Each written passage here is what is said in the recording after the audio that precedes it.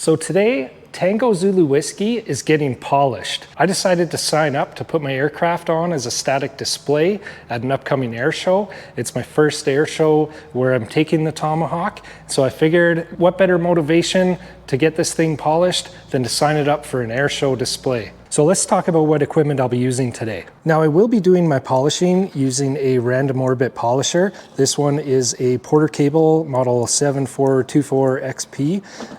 So this polisher is very easy to use. It's actually considered kind of a beginner level polisher. The reason for that is if you put any pressure on this polisher while you're trying to do heavy correction, you will stall this out. What that means is it's actually harder to burn through the paint using this polisher than some of the other gear-driven polishers out there. Now, if you don't have the kit that I have, just keep an eye on my video and the products I use, and you can probably accomplish something locally on a minimal budget. Now, if you look at my aircraft, there's not a very deep shine, and that's because there's oxidation on the paint. Now, I did have a rotary polisher that I would have used for kind of the heavy lifting, so to speak, the major cutting of the paint surfaces. However, my rotary polisher died this winter, and I don't feel like coughing up $600 to get a suitable replacement. This aircraft, the paint has some oxidation, but I feel like it's completely in the realm of being able to be corrected with my random orbit polisher. Now, this polisher uses a Velcro backing pad, and my polishing pads have a Velcro back to them. So it's a matter of going with whatever pad you want for the level of abrasiveness you need.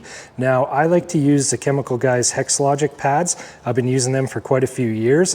They're fully reusable. You can wash them after the job and they look like new again. This one has been used for a few different cars already. You can see a little bit of the edging is a bit torn, but the pad itself, completely perfect to keep using. Now, I like to use the Griot Garage system. Let me know in the comments section what you like to use. Now, I find this stuff has a really nice working life. So what that means is when you have this on the pad and you're doing your paint correction, it won't harden up or gum up like some of the cheap polishes do. So to do a cut polish, for example, this stuff is considered a fast correcting cream. I also have a correcting cream. So the fast correcting cream is more abrasive than the correcting cream. This is for your really heavy cutting of kind of your deeper swirl marks and imperfections. This one, not as heavy of a cut.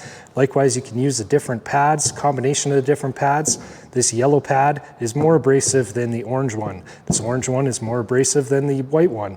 This black one is basically for your finishing sealant and application of wax if you choose to use this to apply your wax. So after you use a correcting cream, I like to then finish it off with going over with the finishing sealant. That's good for working out your kind of final hologram marks. It brings a really depth of shine into your paintwork. Then I finish it off with this poly wax. Now, before you do any kind of paint correcting with a polisher, you need to make sure that the paint is perfectly clean. Now, to do that, I use these products from Aero Cosmetics. I like to use this belly soap for degreasing the belly of aircraft. Now, I went with Aero Cosmetics because their stuff can be used waterless. I don't have running water at my hangar, so I can use this and spray on and wipe off, and it wipes clean. So this belly soap is really good as a degreaser. I use it for the underside of my aircraft. I do that twice a year. So every time I do an oil change, I degrease my entire underside of my aircraft. Now that keeps my aircraft looking nice, and it's super easy to maintain the cleanliness of your plane if you do it twice a year. This stuff is like a general kind of wash product. It doesn't have a wax built into it. Some of the stuff is like a wash and wax. I just wanted a wash. I don't want to add different waxes on top of what I'm using. So this stuff is concentrated, meaning you'll mix this 2 ounces to every spray bottle of water. And I just used an old Windex bottle that I cleaned out, and I mixed my concentrated wash-all in with water. Now you can see how little bit I've used on this bottle. This cleaned my entire plane in preparation for today's polishing. Now, in preparation for polishing, the horizontal surfaces of my aircraft, if you can hear that, there's some contamination stuck in the paint that wasn't removed when I washed the aircraft. The vertical surfaces, they feel like they are ready to polish. However, the horizontal surfaces, I think I'm going to hit it with a clay bar. Now the clay bar is going to remove the imperfections in the paint, and it'll be that much nicer to polish. You won't be dragging, microparticles around in the paint that can add holograms or other swirl marks. Now I'm going to need to plug the static vents. Now, cautionary tale, you don't want to take off with tape or any kind of coverings on these static vents. So like all things in aviation, I'm going to make a checklist. I'm going to have a checklist line for every single component that I mask off. So for example, these static ports, I'm going to have a checklist line for right side static port, checklist line for left side static port, checklist line for around where I have sealant around the window edges. I'm going to put masking tape along there so I don't clip that with a polisher and damage my sealant. So when I'm done this job, I'm going to go through my checklist I've created and make sure I remove the tape from every one of those components. It's an easy way to play it safe.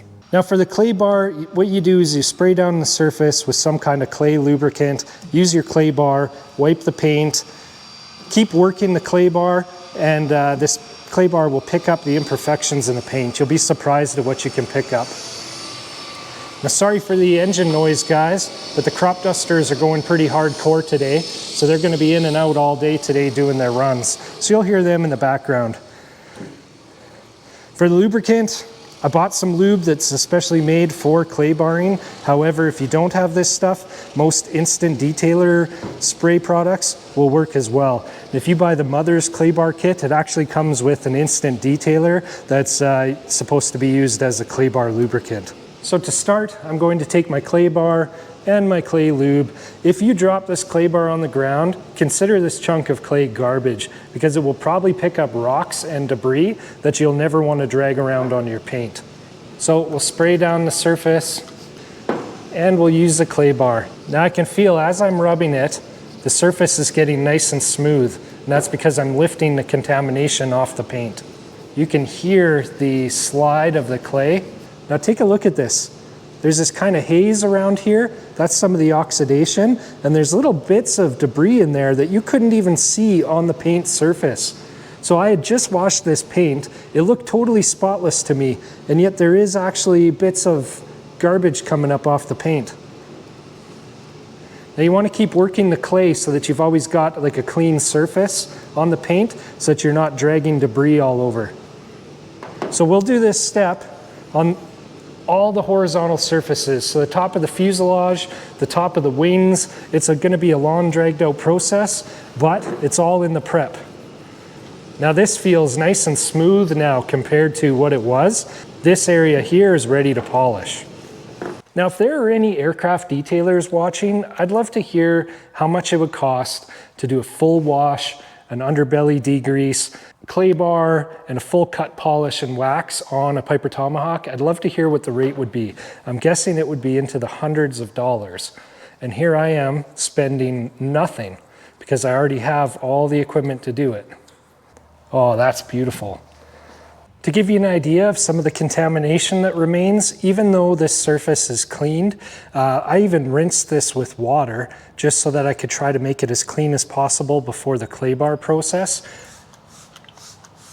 Watch the contamination that comes off on these panels. Now I can feel it getting smooth as that surface contamination's being removed. And look at the clay bar.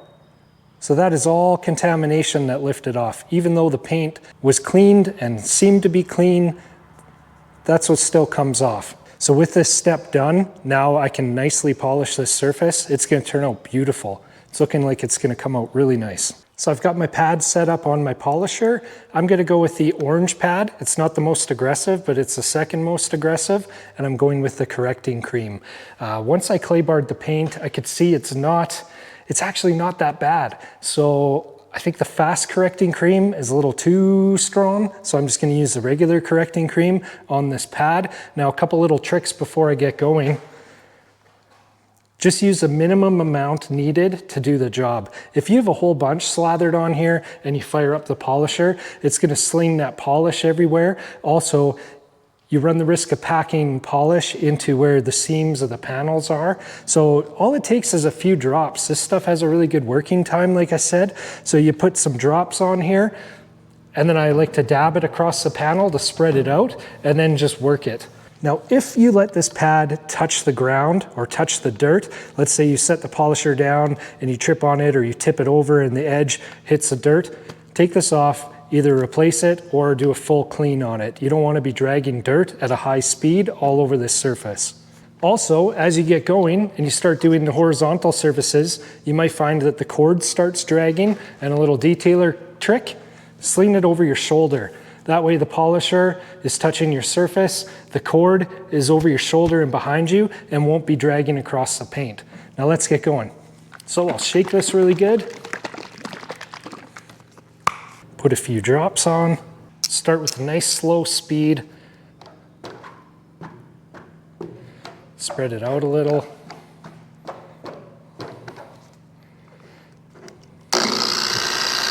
And here we go. Once I get it spread out, I can turn the speed up a little. And I'll keep doing that till I run at a higher clip here.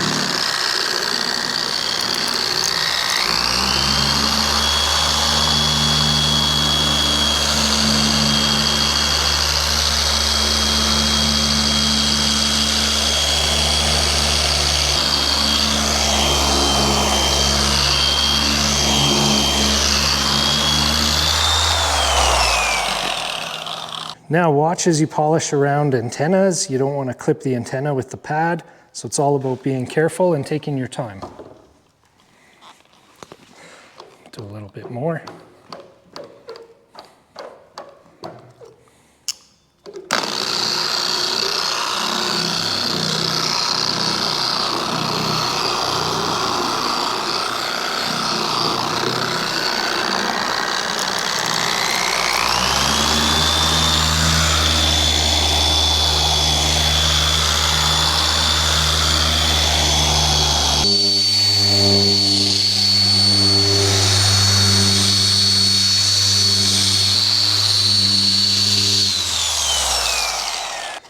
Give this a wipe, see how we're doing. This little section here is done. Now you want to watch these high spots like the rivets. You don't want to be hovering the polisher over those rivet heads too long because you can burn that paint off. So basically every high spot you want to avoid. Same with ridges, like where the panels meet, avoid stuff like that because you can burn through on that edge. So I've done this section and this section now, and check out the difference in the reflection. We'll take a look at this egg cat that's sitting there idling over there. See that this is the side that hasn't been polished. Now look at this side.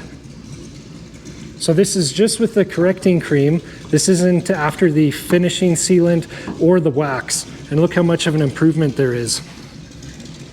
Before, after.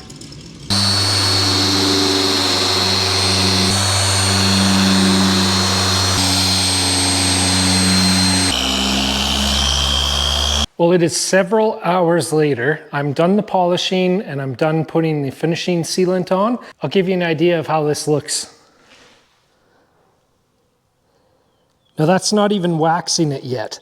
It looks like we're getting set to have a thunderstorm here coming in.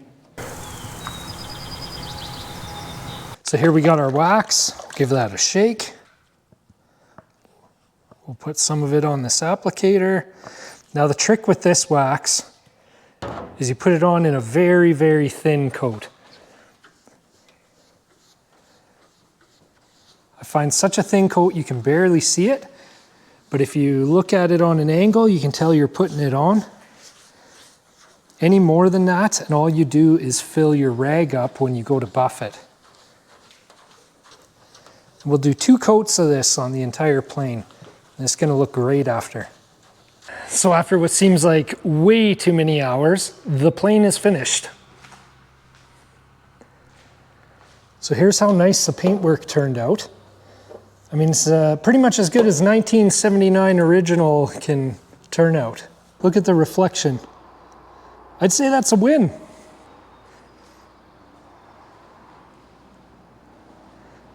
Now we'll just take this to the air show next week. All right, First Officer B, set a course for Medicine Hat, maximum warp. I can't.